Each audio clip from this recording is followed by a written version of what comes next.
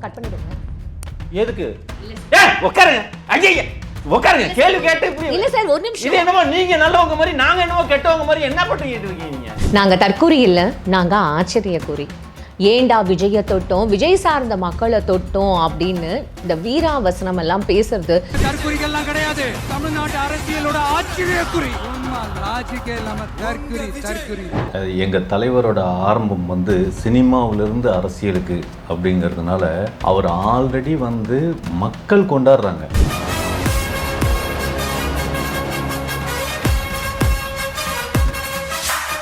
ஒரு டிரான்ஸ்ஃபார்ம்ல ஒரு தொண்டர் ஒருத்தர் ஏறுறாரு, அதை பார்க்குறாங்க. பார்க்குறவங்க எல்லாருமே ஆச்சரியமாக தான் பார்ப்பாங்க. 4 பேர் நம்மளை பார்த்தாதான் நம்ம யாருன்னு தெரியும். சும்மாவா கிரீஸ் தடவணும், ஆச்சரியப்படணும். இது வரைக்கும் எந்த கட்சியிலாவது எவனாவது அது மாதிரி கிரீஸ் தடவை இருக்கானா? எதிர்பார்த்து அவரோட வெயில நின்று தண்ணி கூட கிடைக்காம குடிக்காம மக்களுக்கு இருக்குது. நீ யாரை எதவங்க சொல்றீங்க?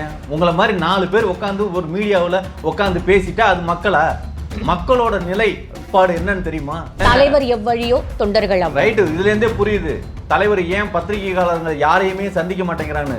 உட்கார வச்சு ஒரு தொண்டனை உட்கார வச்சு ஒரு தொண்டன் ரேஞ்சுக்கு இருக்கிற என்னையே உட்கார வச்சு இவ்வளவு கேள்வி கேட்கறீங்க. ரொம்ப டென்ஷன் ஆகுற அளவுக்கு கேட்கறீங்க. இதே தலைவனை உட்கார வச்சு கேள்வி கேட்டு டென்ஷன் ஆக்குனீங்கன்னா போர்க்களம் ஆயிரும்.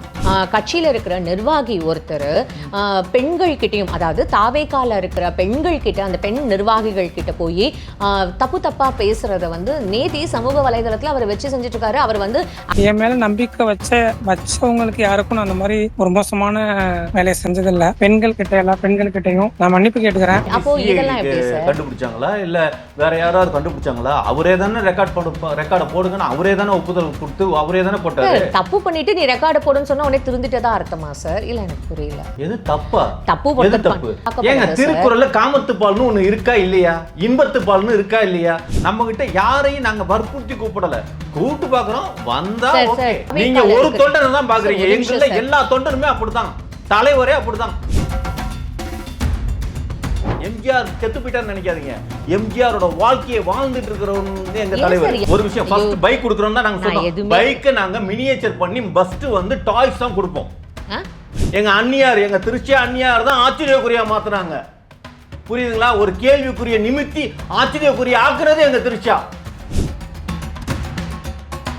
செங்கோட்டையன் அவர்கள் இப்போ தாவேக்கால இணைய போறதா ஒரு அறிவிப்பு வந்திருக்கு சார். இணைஞ்சிட்டாரா? இணைஞ்சிடுவாரா?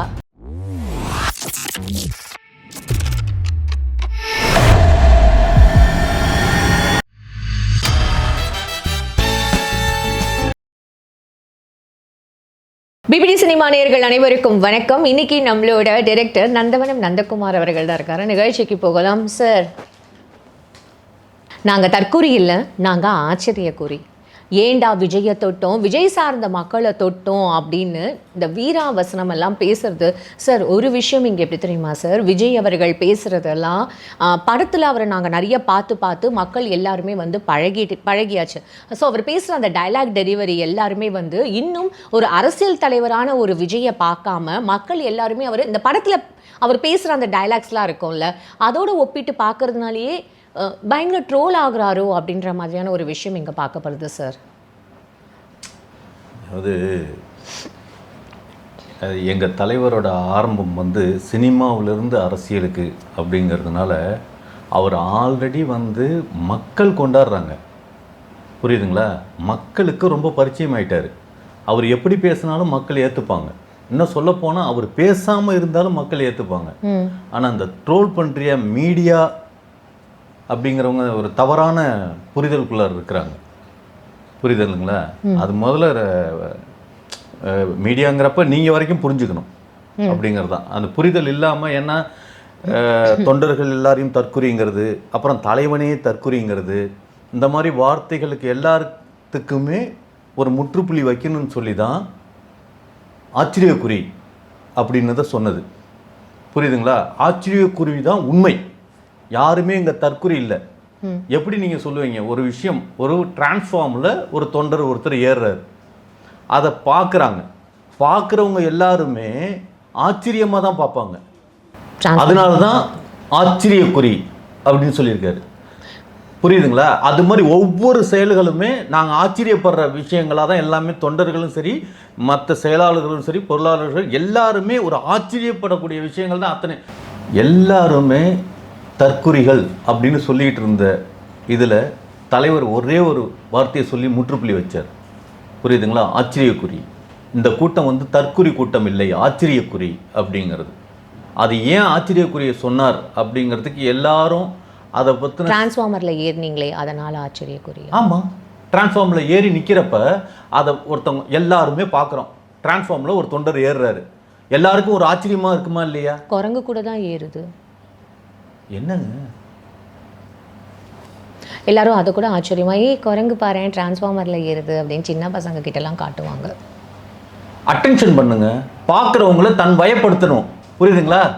அதுக்காக தான் அதை செய்யறது. 4 பேர் நம்மளை பார்த்தா தான் நம்ம யாருன்னு தெரியும்.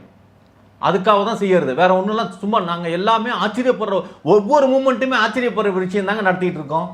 ஆமாம், புரியுதுங்களா? தொண்டர்கள் தான் இல்லை, செயலாளர்கள், பொருளாளர்கள் சும்மாவா கிரீஸ் தடவணும், ஆச்சரியப்படணும். இது வரைக்கும் எந்த கட்சியிலையாவது எவனாவது அது மாதிரி கிரீஸ் தடவி இருக்கானா?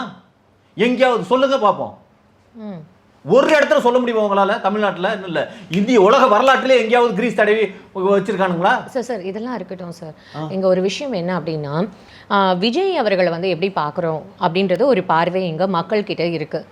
எல்லாருமே அவர் வந்து வர்றது இங்கே ஆச்சரியமாக பார்க்கல சார், வரவேற்கிறாங்க. இன்னுமே அவரை வந்து சினிமா பாணியில் பார்க்குற மாதிரியான அந்த டைலாக் டெலிவரி இருக்கும் பொழுது மட்டும்தான் இல்லை, அவர் எங்கேயாவது மிஸ் பண்ணுறாரோ அப்படின்ற ஒரு ஃபீல் வருது. இன்னுமே அரசியல் படுத்துறதுக்கான வழிமுறைகள் அவர் தேர்ந்தெடுத்திருக்கலாமோ மக்களை அப்படின்ற மாதிரியான ஒரு ஃபீலிங் இருக்குது சார். அதெல்லாம் அவர் மிஸ் பண்ணாமல் இருந்ததா? இன்னும் இல்லை, இது ஃபீலிங் யாருக்கு இருக்குது? மக்களுக்கு தான். மக்களுக்கு இருக்குதுன்னு யாரை எதவங்க சொல்கிறீங்க? உங்களை மாதிரி 4 பேர் உட்காந்து ஒரு மீடியாவில் உட்காந்து பேசிட்டா அது மக்களா? மக்களோட நிலைப்பாடு என்னன்னு தெரியுமா? ஒவ்வொரு கருத்தும் வந்து உண்மையிலேயே திருக்குறள் வாழ்க்கையை வாழ்ந்துட்டு இருக்கிறவர் விஜய். அப்படி ஒவ்வொரு வார்த்தையும் திருக்குறளுக்கு நிகரான வார்த்தைகளை அவர் சொல்லிட்டு இருக்காரு.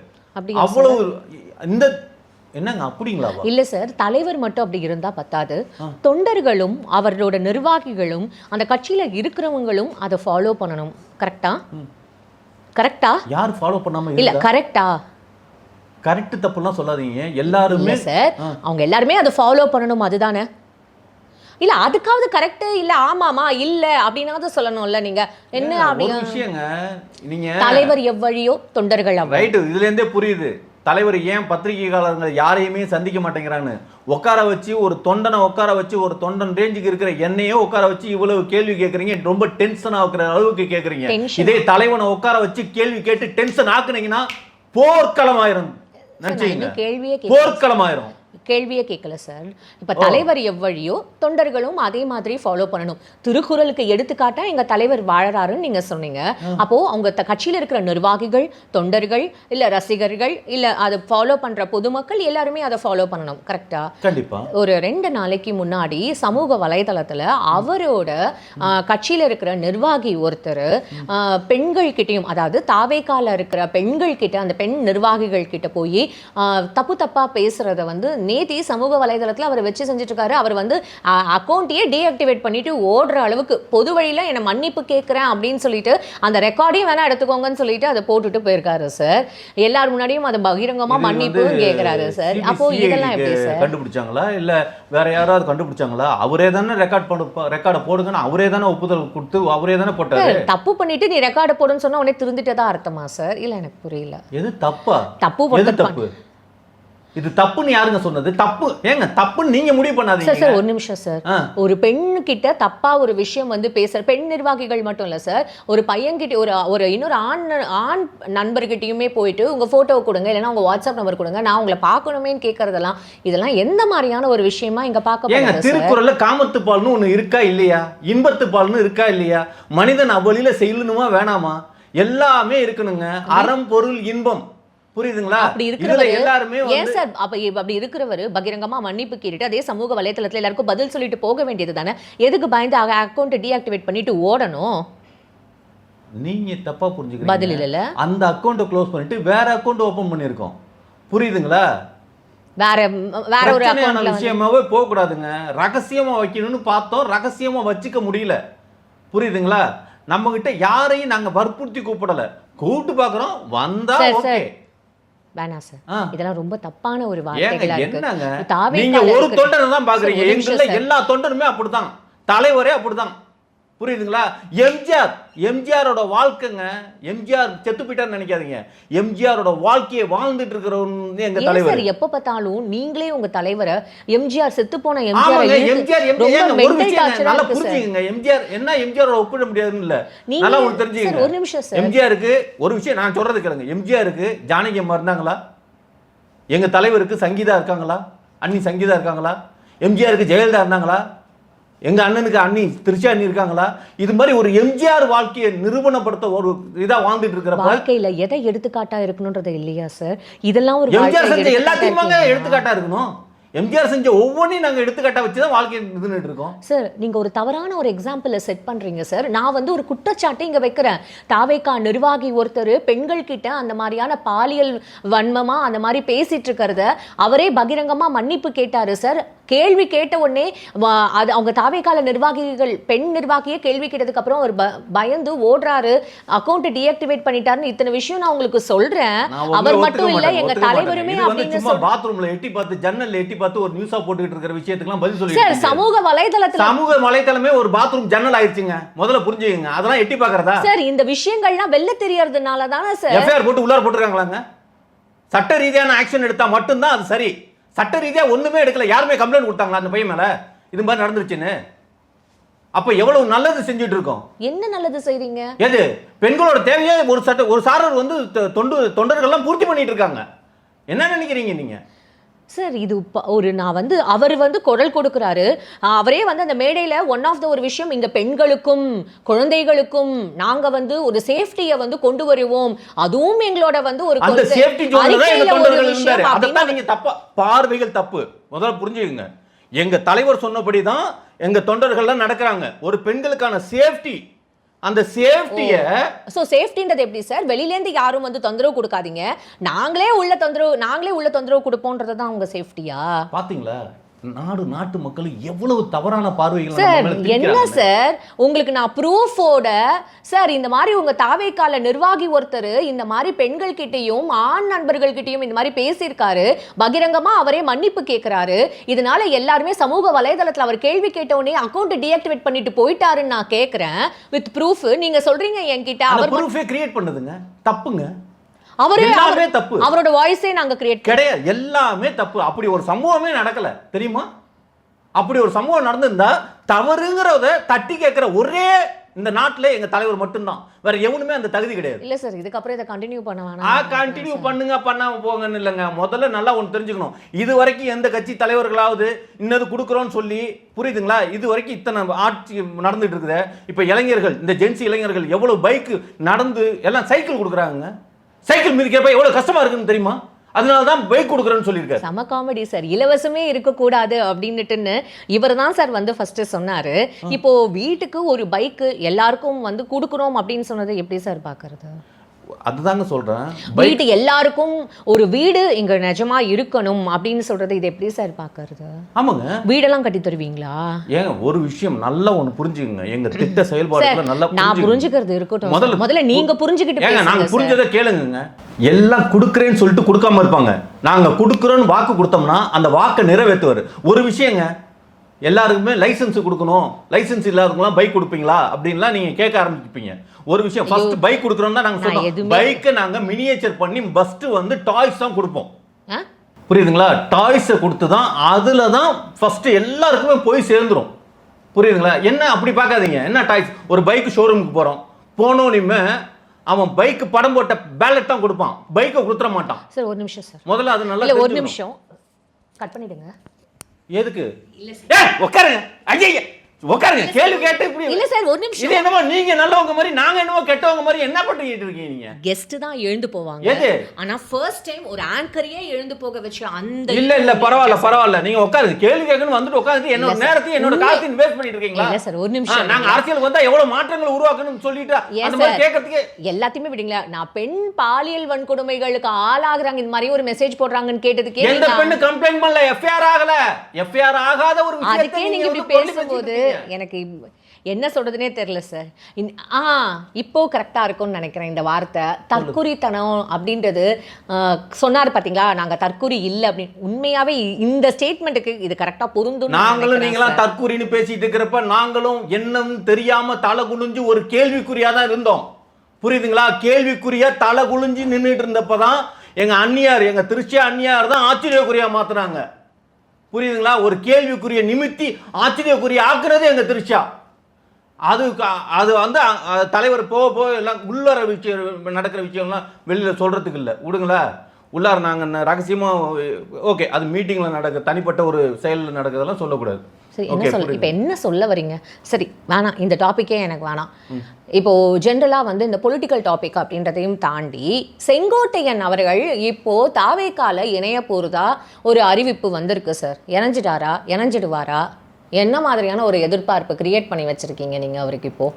நாங்க வெரி பிகினிங்கே கட்சி ஆரம்பிக்கிறோம். முசி ஆனந்துக்கு ஈக்குவலா ஒரு பதவி வேற கொடுப்பாங்க அப்படின்னு வந்து சொல்லியிருக்காங்களே சார். ஒரு விஷயங்க, வெரி பிகினிங்லேயே மாநாட்டில், வெரி ஃபர்ஸ்ட் மாநாட்டிலே எங்கள் தலைவர் சொல்லிட்டார், எங்கள் கட்சிக்கு யார் வேணுமாலும் வரலாம், எங்கள் வாசல் திறந்து இருக்கிறதுன்னு. புரியுதுங்களா? இப்போ செங்கோட்டையன் வர்றார் அப்படிங்கிறத வந்து நாங்கள் வந்து செங்கோட்டையன் அவர் எந்த அளவுக்கு எக்ஸ்பீரியன்ஸ் இருக்கு, அவர் அதிமுகல எந்த மாதிரியான ஒரு பொறுப்புல இருந்தாரு, யாரு கூட வந்து அவரோட பதவியெல்லாம் இருந்தது, அவரோட வந்து ஒரு பேக்ரவுண்ட் எல்லாம் உங்களுக்கு தெரியுமா சார்? எல்லாம் இருக்கட்டுங்க. முதலமைச்சர் ஆயிட்டாரா? ஒரு நல்ல தலை சிறந்த ஞானி, தலை சிறந்த எல்லாமே அரசியல் ஆலோசனை எல்லாம் இருந்து என்ன ஆனாரு? முதலமைச்சர் ஆனாரா? இல்ல. புரியுதுங்களா? ஓபிஎஸ் தான் நாங்கள் இத்தனை வருஷம் ஏடிஎம்கே நாங்கள் தாங்க கட்டமைச்சோம் அப்படிங்கிறதெல்லாம் சொல்லுவீங்க. முதலமைச்சர் ஆயிட்டாரா? இல்லை. இல்லாத ஒருத்தர் வேற வழி இல்லை, அங்கே வந்து துரத்தி விட்டாங்க. எங்கள் தலைவர் அவரை மனமாற கைது இருந்து வாங்கன்னு சொல்லி ஏற்றுக்கிறாரு. புரியுதுங்களா? நாங்கள் வந்து ஒன்றும் இல்லாத தெருவில் நிற்பாட்டின ஒருத்தர் கூட நாங்கள் வந்து வாழ்க்கை கொடுக்கறதுக்கு நாங்கள் ரெடியாக இருக்கிறோம். முதல்ல புரிஞ்சுக்குங்க. அது செங்கோட்டையனாக இருந்தாலும் சரி, என்ன எங்கேயோ இருக்கிற ஒரு பிச்சைக்காரனாக இருந்தாலும் சரி, நாங்கள் எல்லாரையும் வரவேற்கிறதுக்கு நாங்கள் தயாராக இருக்கிறோம். எங்களோட கட்சி வந்து வாசல் கதவு எந்நேரமும் எல்லாருக்குமாக திறந்து இருக்கிறது. ஆளுங்கட்சியான மு க ஸ்டாலினே வந்தால் கூட நாங்கள் சேர்த்துப்போம். புரியுதுங்களா? இது அவருக்கு தெரியுமா? எது? இது அவருக்கு தெரியுமா? யாருக்கு தெரியணும் இல்ல, அவங்களுக்கு. நம்ம சிஎம் ஸ்டாலின் அவர்களுக்கு இது தெரியுமா? நீங்க கூப்பிட்டு நீங்க இந்த மாதிரி அழைக்கிறீங்கன்னு வந்தாங்கன்னா நல்லதுங்க. வந்தாங்கன்னா ஏங்க ஒரு விஷயங்க, நாட்டுக்கு நல்லது பண்ணுங்கிறதான் தலைவரோட முடிவு. புரியுதுங்களா? அது யார் கூட சேர்ந்து பண்ணா என்ன? இவர் தான் இல்ல, மோடி வந்தாலும் நாங்கள் மோடியோட சேர்ந்துக்கிட்டு நம்ம இருப்போம். இவர் அப்போ நீங்க என்ன சொல்றீங்கன்னா, பெரிய பெரிய தலைவர்கள், தேசிய கட்சி தலைவர்கள், பிரதமர் அவர்களே உங்களை தேடி வரணும். ட்ரம்ப்பை கூப்பிட வேண்டியதானே பேசாம? நீங்க ட்ரம்ப் நீங்க வாங்க, அப்புறம் வந்து நான் தான் சொல்றேன் புதின் வரலாம், புதின் வரலாங்க, யாரு வேணாலும் வாங்கன்னு தான் சொல்றேன். யாரு வர வேணாம் நாங்க சொல்லவே இல்லை, அவங்க வரணும். யாரு வேணாலும் வாங்க. புரியுதுங்களா? ஆனா ஒரு விஷயம் இப்ப என்னன்னா, இப்ப நடந்த இது கூட அந்த அந்த ஹோட்டல் இதை தான் அவங்க தான் தகரம்லாம் அடிச்சு, அவங்க தான் கியூஆர் கோடெலாம் கொடுத்து எல்லா செலவுகளுமே கட்சிக்கு உள்ளார வர்றவங்க அவங்க செலவு பண்ணிக்கிறாங்க. கட்சி வந்து செலவு பண்ணுறதுங்கிறது அது மக்களுக்கான இடத்துக்கு பண்ணுவோம். இப்போக்கி யாரெல்லாம் உள்ளார வர்றவங்களோ அவங்க செலவு பண்ணட்டும் அப்படின்னு. அது மாதிரி உங்களோட பேங்க் பேலன்ஸ் வேணும். இப்போ புதினே வந்தாலும் சரி, ட்ரம்ப்பே வந்தாலும் சரி, மு க ஸ்டாலின் ஐயாவே வந்தாலும் சரி, யாரு வந்தாலுமே இப்போ செங்கோட்டையன் சொல்றீங்க, செங்கோட்டையன் முத வந்து அவரோட பேங்க் பேலன்ஸ் என்ன, அவரோட சொத்து மதிப்பு என்ன, இதெல்லாம் பார்த்து எங்க கட்சியில நீங்க இருக்கிறதுக்கு எல்லா செலவும் பண்ணி இருக்கிறதுக்கு உங்களுக்கு தகுதி இருக்கான்னு நாங்க முதல்ல தகுதி செக் பண்ணுவோம். அந்த தகுதி செக் பண்றதுலேயே நீங்க ரிஜெக்ட் ஆகிட்டீங்கன்னா நாங்க ஒன்றும் பண்ண முடியாது. என்ன பேங்க் லோனா தரீங்க? எல்லாருக்கும் பேங்க் ஸ்டேட்மெண்ட், அப்புறம் வந்து ரெஃபரன்ஸ், அப்புறம் பிளெட்ஜ் பண்றதுக்கான சொத்து. இது 2026 ஜெயிச்சு ஆட்சி அமைக்க போற கட்சி எங்க கட்சி. அந்த கட்சி ஆட்சி அமைச்சதுக்கு அப்புறம் நீங்க ஏதோ ஒரு பதவியில உட்கார்ந்துட்டு கோடி கோடியா சம்பாதிப்பீங்கல்ல, கோடி கோடியா சம்பாதிக்கிறதுக்கு முன்னால ஒரு இன்வெஸ்ட்மெண்ட் பண்றதுல என்ன தப்பு? ஒரு விஷயம் நான் தெளிவா சொல்றேன், கேட்டுக்கோங்க சார். விஜய் அவர்கள் இங்க வரணும்னு எல்லாருமே வந்து நினைக்கிறாங்க சார். ஆனா அவரோட கட்சியில இருக்கிற இந்த தொண்டர்கள், நிர்வாகிகள், இன்னும் சில பேர் அவரை சார்ந்து பேசுறோம் அப்படின்னு சொல்லிட்டு பேசுறவங்கனால அவரோட வந்து இந்த அரசியல் வாழ்க்கை இல்ல வந்து முடிஞ்சிடக்கூடாது அப்படின்ற ஒரு பயமே எனக்கு வந்துடுச்சு சார் உங்களை இன்டர்வியூ பண்ணதுக்கு அப்புறம். அதாவது நல்லா ஒன்று தெரிஞ்சுக்கிங்க, ஒரு தொண்டன்ட்ட உட்காந்து கேட்குறப்பவே இவ்வளவு பயம் வந்துருச்சு, நாங்கள் என்னை அப்படிலாம் இதுங்கிறீங்களே. தலைவன்கிட்ட உட்காந்து ஒரு இன்டர்வியூ எடுக்கலாம், ஓடிடுவீங்க. இன்னும் நிறைய பேர் செத்துருவாங்க. புரியுதுங்களா? அதனால தான் யாரும் ஓடிடக்கூடாது, யாரும் செத்துடக்கூடாதுங்கிறதுக்காக தான் தலைவன் இன்ன வரைக்கும் ஒரு இன்டர்வியூ கூட கொடுக்கல. நல்லது சார். புரியுதுங்களா? பத்திரிகையாளர் சந்திப்பை வேணான்னு தவிர்க்கிறதுக்கு காரணமே எந்த இழப்பும் எந்த உயிர் சேதமும் நடக்கக்கூடாதுங்கிற ஒரே காரணத்துக்காக தான். ரொம்ப நன்றி சார் உங்களோட டைமுக்கு.